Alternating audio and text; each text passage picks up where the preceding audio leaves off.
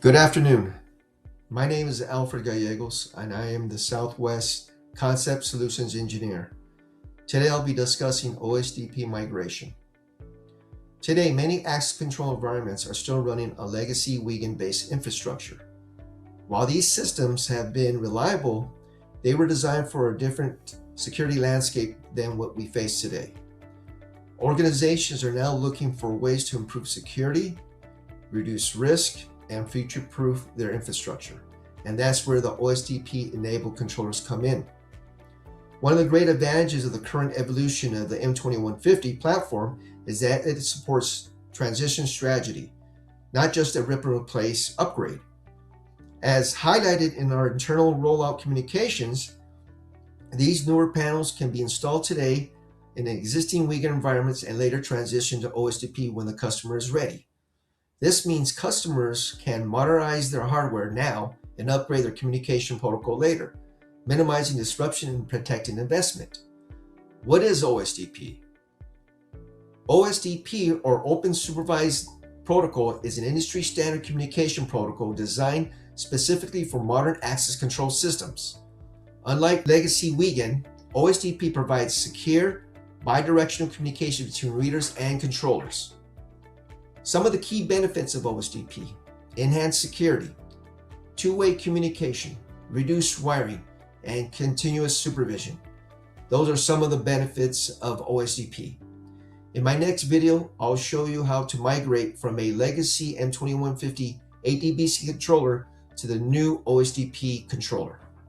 In this example, I have a legacy M2150 ADBC controller with a Wiegand reader. My next screen shows an M2150 ADBC OSDP controller that's still a Wiegand. Now, before migrating, you want to ensure that you downpower your legacy controller, disconnect all the associated devices, remove the existing NIC and the WIM. Once you do that, you can install the new M2150 OSDP controller. It's the same footprint as the legacy. Once you connect all your associated devices, reconnect the NIC and the WIM, ensure that the jumper is on the open side to support the Wiegand protocol. Once you have everything connected, go ahead, power up the controller. It should start communicating right away and dumping all the programming back into the controller with no issues. Now, let's say a few months down the road, customer upgrades to version 10, version 11, they decide to migrate to OSDP. You need to select a reader that supports OSDP. In my example here, I'm using a Symmetry M2150 with a keypad reader for my OSDP example. So when you change out the reader, you also have to move data 1, which is the white cable, to data 0. Move data 0, which is the green, to data 1. Next step, move the jumper from open to close to support the OSDP protocol. Next step, remove the WIM. Now your controller is all set for OSDP.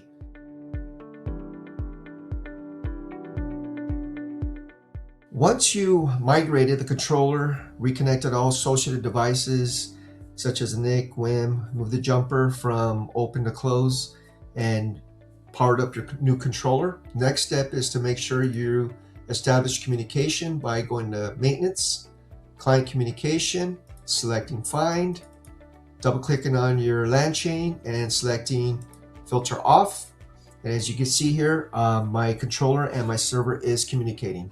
So I'm going to go ahead and exit out of here. And my next step is to go to Install, Reader, select the reader that I upgraded, change the reader comms from Wiegand to OSDP Secure, and then select OK. My next step is to go to Home, Command Center, expand my readers, and select my manufacturing reader. That's that reader that I upgraded to a Symmetry reader. I'm going to have to select OSDP Allow Reader Replacement, hit Send, and then update my reader key.